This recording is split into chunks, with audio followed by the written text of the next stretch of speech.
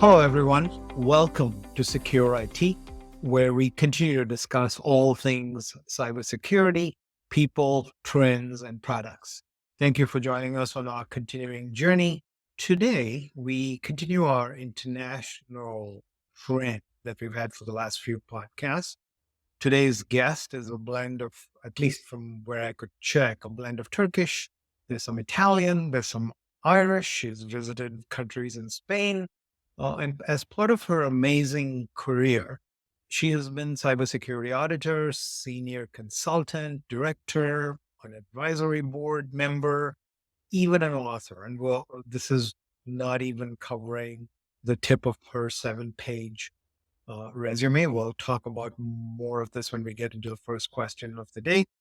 She definitely has a pulse on leading solutions in cybersecurity, pulse on global practices, innovative solutions, and best practices the world over.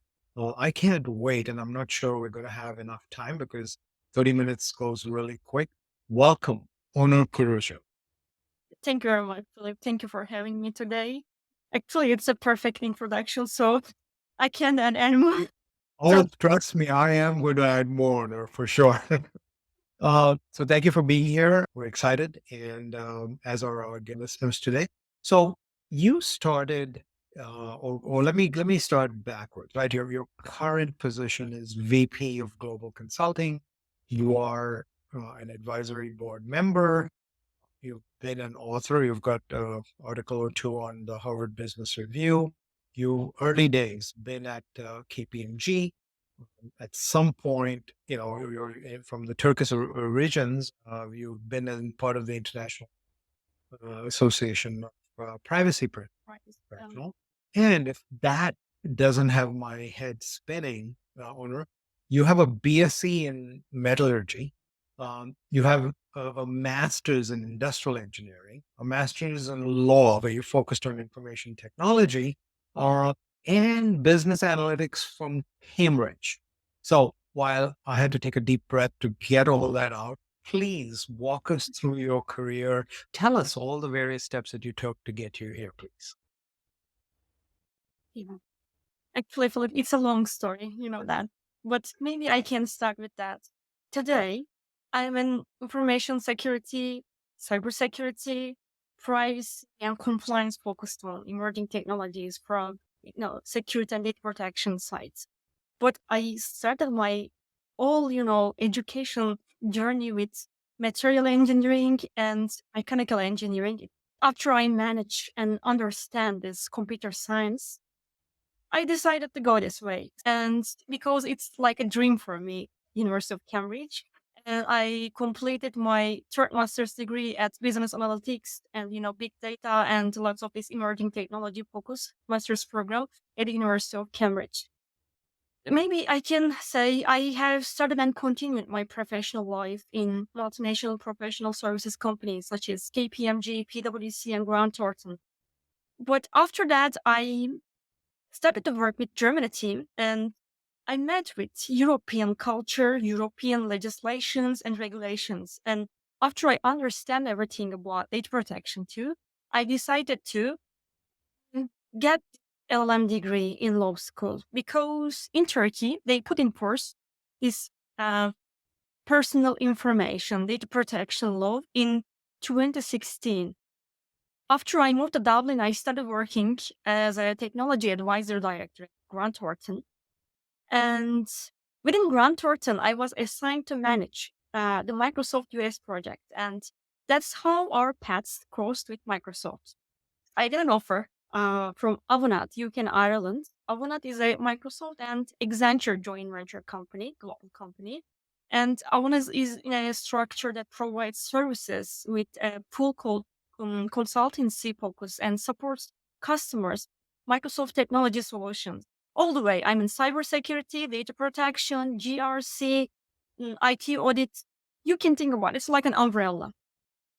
And after all, so I worked as a GRC, cybersecurity and data protection senior manager within Avanade UK and Ireland.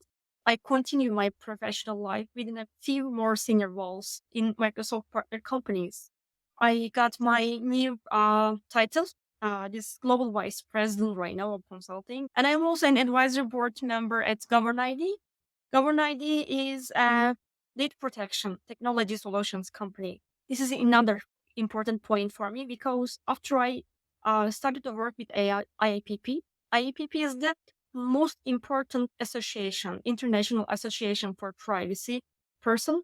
So all over the world, they have a really huge community, and I am the chair. All these Yes. efforts actually offered opportunities for me to interact and support people working in technology, GRC, data protection, and cybersecurity, because all over the world, lots of really young, really talented, people, and of course, girl and women, waiting this support, waiting this mentorship from ourselves. We are really so lucky, but we know there are lots of disadvantages women all over the world, but they're focusing on technology side too. So I'm really so happy to support and making this mentorship program together with them. And after I finished this Cambridge master's program, I published a book about risk-based global approaches to improve data protection and cybersecurity. And I'm continuing to produce articles on cybersecurity compliance, risk management, new emerging technologies, and very niche topics like cyber insurance, which are used in academic reference. And also, I'm an author, like you mentioned, in Harvard Business Review and Tomorrow Magazine. And I'm still mentoring many women worldwide in Women in Tech Globals. The cyber insurance, another baby for me because we are investing really big money on this, and we are trying to enhance this cyber insurance, AI insurance, blockchain insurance, all these emerging technologies insurance now all over the world. And we are so open to, hire new female employees in this field too. Amazing. I actually had to take notes because I've got so many questions and I'm going to try to structure them. The one thing we will do, and I can just hear and see the passion in you about the women in tech. So we will circle back to that when we come back to you. The format of the podcast is to start with you, the person, and to end with you, the person. So we'll talk about your passion and your mission and purpose in question 5, I promise. I've got 3 questions to sum up for our listeners, all the things you're doing. And while I'm doing that, Onur, I'm just imagining between the travel and all the balls that you're juggling, what your inbox looks like. I mean, I think mine's bad enough, but your inbox must be absolutely crazy. Um, let's start with this, right? Let's talk about current cybersecurity trends. And for most of our guests, I would ask them, I'm like, look, what's top of mind for you at the moment? However, I've got a few comments for you, and I'm going to try to narrow it down because I'm sure you've got at least 6 things that we could talk about for an hour each that are top of mind for you. There's no doubt about that. Um, so infotech background, cybersecurity technology. You talked about the insurance piece, right? Cyber risk insurance, which I just finished a webinar last week on, and the results were overwhelming. As I'm listening to you, what I'm amazed by, Onur, is the fact that these global trends are merging. Normally, trends in Europe and in Asia and the Middle East as compared to North America or South America would be very different. Today, it's almost instantaneous for us in North America. AI, you mentioned AI insurance, and I promise that's going to be a word that we're going to be using much more frequently. And we'll talk about this, in my 4th question as we look at the future. Right. But at the moment, as the trends are similar, and you visited a lot of Europe and, you are deeply connected with Turkey, that I truly consider the East meets West hunting grounds. You talk about privacy, you talk about AI, you talk about GRC. And I'd love to talk about all of them, but I'm going to ask you to pick one because I know that does our listeners a little Yeah. disservice. Privacy, for example. China's coming out with like a 400-page privacy policy. India I don't even want to think. I've been exposed, and that's using this word very gently to the Indian, you know, tax code, which is probably 1,000 pages. So I can imagine what the privacy laws that India are coming up with look like. There's GDRP, which is now building good cadence. In the US, we're still finding our way around. We've got 50 states. We may have up to 50 privacy policies by state, but each administration is now getting better at uh, defining privacy laws. Yes, we're closely following what Europe is doing. California, the state I'm in, is leading on CCPA and various laws for individuals.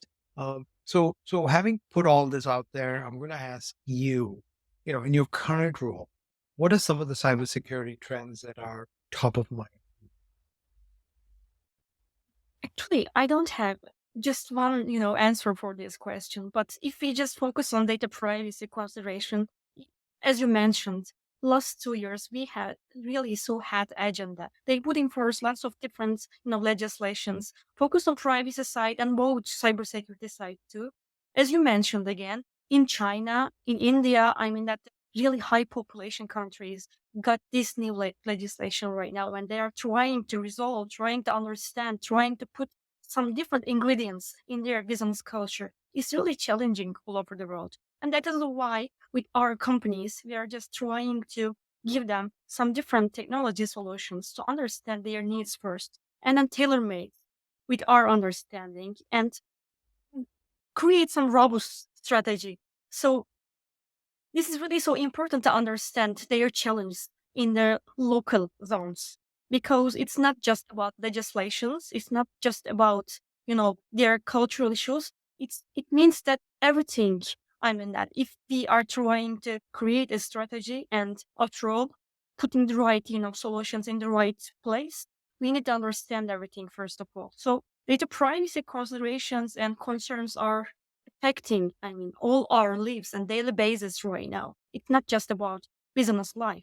So we see the impact in stories about data breaches and result of or in exposure of personal data for thousands or even millions of individual stories about the amount of data that companies like Facebook, Meta, Amazon, or other possess about us. They are using our data daily data, I mean that. Nobody can say today's world, no, I'm not using mobile application for banking. Or no, I am not using this dating application. No, I am not using this shopping application. Everybody using some different apps and everybody using these smartphones or smart devices in every minutes, every seconds. So as much as data privacy impacts as us individuals, it impacts organizations as much more, even more. So data privacy compliance requirements are driving changes across numerous business functions, including those associated with legal technology. So maybe we can say data is new oil right now. And additionally, data I privacy, like that. Did you say data is the new oil? yeah, data is Oh, the new wow. oil. It's totally. Maybe you Yep. remember at the beginning of 19th centuries, everybody just focused on this oil and earning so good money on it. But today, data is new oil. Everybody just focusing on this data. I How many I data? love it, Onur. I love it. Gold rush, oil rush, data rush. Yeah, gold. Yeah, it's perfect. Gold rush, oil rush. Today, it's data rush. And how much data you have? If you can manage, if you can organize, if you can align with this data, you are the king in this technology sector. So in today's, think about it.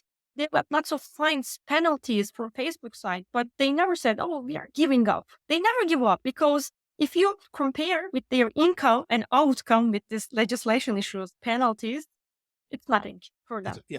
Yeah, you're right. The upside versus the downside in decision making, Yeah. right? It's absolutely right. Yeah. Today, Go ahead. sorry, please, yeah. No, From my please go ahead. side, the most important point today is because I'm an advisor for AI proposal version of X in European side.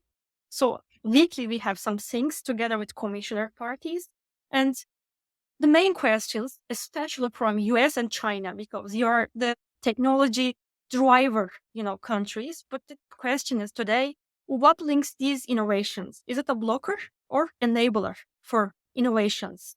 So first of all, we need to understand technology is running and we need to support AI and all these emerging technologies. But AI had agenda today. But especially European side, we are trying to put in force really strong legislations. And this is absolutely, I can't say it's not a blocker. It's a blocker right now. So all over the world, all these different locations, they try to understand each other. From US and China sides, they are trying to evolving these new emerging technologies like AI. But from European side, they are trying to protect all these sensitive and very strategical data, these kind of legislations. So we're on the table right now. We try to discuss everything, but this is the future question. Is it a blocker for innovation or is it an enabler for innovation? So this is the biggest challenge for us in today. Excellent, and an interesting proposition, because depending on who's looking at this, it either could be a blocker, or it could be an enabler for innovation, and that's a good test to go through this.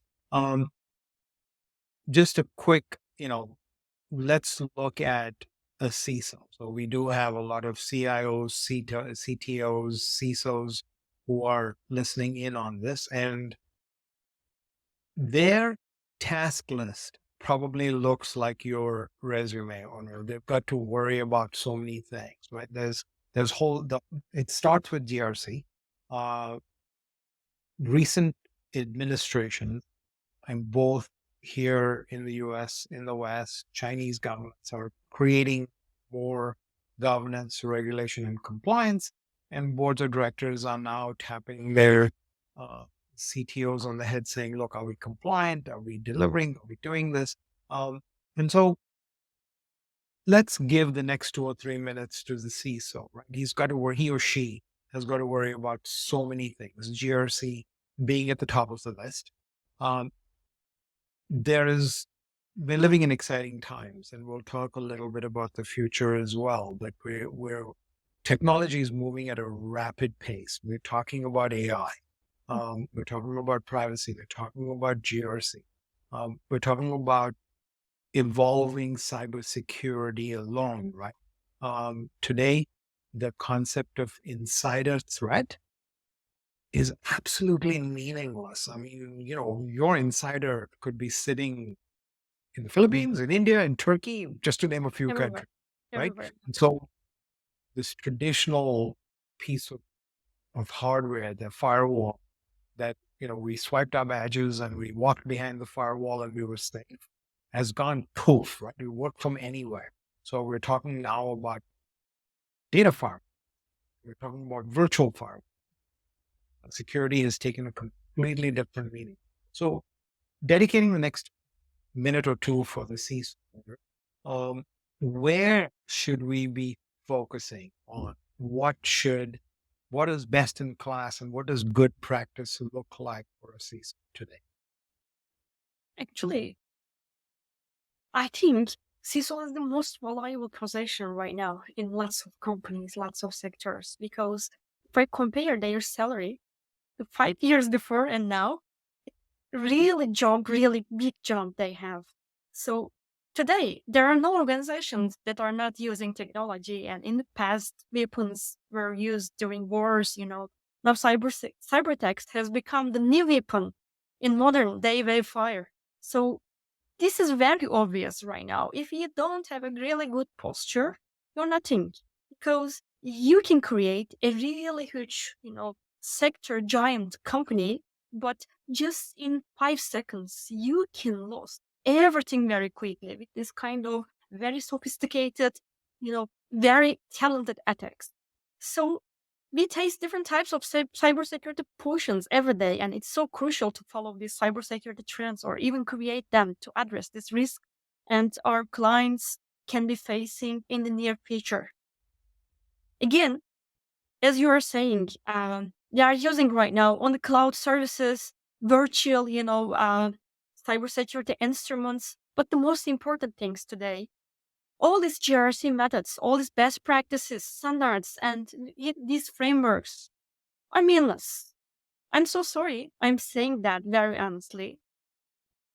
We use this kind of, NIST, ISO 27001, COBIT, ITIL, lots of really fancy frameworks. But in today's world, if you just focus on AI or blockchain area, just tick box exercises. Yeah, we have really strong controls in place, but it means nothing sometimes. There's a quote I really like from Carl Sagan. You know Carl Sagan. It's a Very American well. scientist. Yeah, Mhm. he said, "We don't want to believe, we want to know."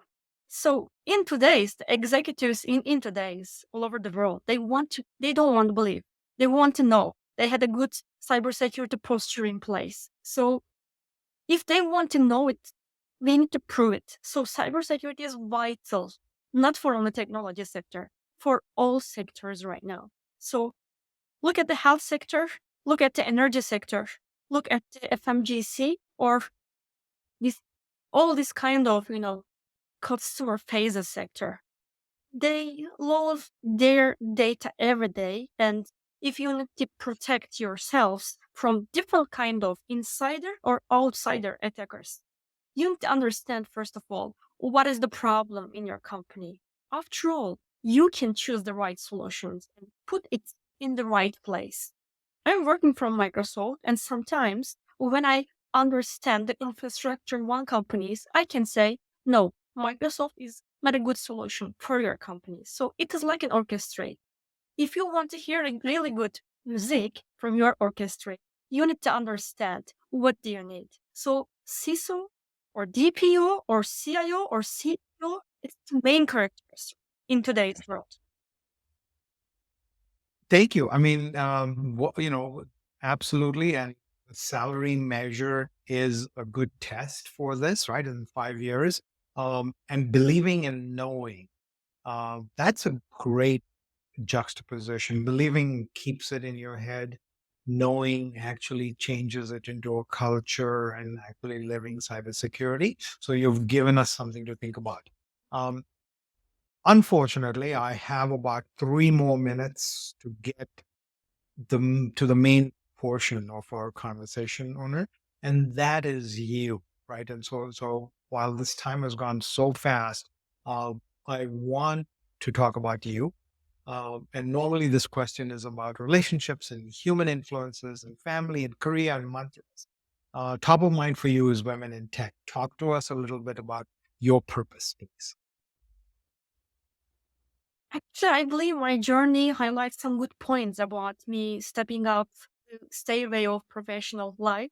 In addition to what I already mentioned, I'm trying to pioneering, develop GRC, cybersecurity, data protection, compliance within my organization or within our clients. And I try to actively involve these great services and opportunities within all these kind of, events and different platforms, delivering lectures still in universities and preparing exam questions for ISACA or, this kind of IS square, this kind of really huge communities. But the most important issues in here, we are stronger together. With women's, with men's, whatever. We are human beings today, and if you want to be happy and be a part of future, we are creating it together in today's world. So I believe that maybe if we make this conversation, I don't know, at the beginning of my career, most probably I can say so passionately, no, I want to be a leader. No, I want to be, the shining point. But today's, with all these experiences, I understood that no, just on your own, we are nothing. We need a team. So when it comes to, my team, they are like my second family. I have learned that if you want to have a good quality deliverables and good outcomes, you need to have a good team and support with your supporting and not just one of them. I mean that each other. So they might leave the team and start working in another company, but my goal is help them achieve their best version and become reliable people wherever they go. This effort of mine is important to me because of two things. First, because of my team and I need people with good skills and knowledge. And the second team, when they move and go in another job, they will be reflecting me and showing what they learned from working with me. So I apply the same vision to the lectures I delivered in universities. And so I try to reflect everything in my life. If I touch anything, I want this thing reflects myself with or without me. So I think this is really so important. This is my motto in today. If I share something, it's a part of me. So I think this is the same in women in tech too, because all over the world there are lots of disadvantaged women. They need help. They need to want to hear their voices. So if I can be part of this hearing their voices support, this is the biggest issues. So with a smiling face, feeling the happiness and feeling this, how can I say, this strength together. I think this is the most important issues in today, because earning money, getting really, high level title, we can do that. If you work hard, you can do that. But making people happy and going to work together, creating future together, I think this is the most important issues in today's from my side. Thank you so much. And again, I mentioned this, that I absolutely feel your passion when you talk about this. Um, when it comes to leadership, my personal belief is that we have to try it out for ourselves. And it's good and noble to talk about being the servant leader. All of us want a little taste. It's like, fire, right? The first time man invented fire, they figured it was dangerous and passed that information on. Yet emergency units and burn units still exist because we all have to test the theory for ourselves that fire is really hot. Such is the case with significance and leadership, that we all have to taste this for ourselves. But you're right, the why is amongst us. And after talking to you, I'm a firm believer that the women are the smarter of the species. So yes, we have to go from from success to insignificance, such that we can promote people around us. So on that very profound note, thank you very much for joining us today, Onur. It was excellent, and we will share more links about you when we post this podcast. Ladies and gentlemen, thank you for joining us on this episode of Secure IT, as we continue our cybersecurity discussions with customers, vendors, end users, employers, employees, and influencers, helping us to learn from their insights, knowledge, and experience. Make sure to follow this podcast wherever it's available. Please do DM me on LinkedIn, Twitter with your questions, feedbacks, comments, criticisms, kudos even. Thanks again, and see you next month. Bye bye.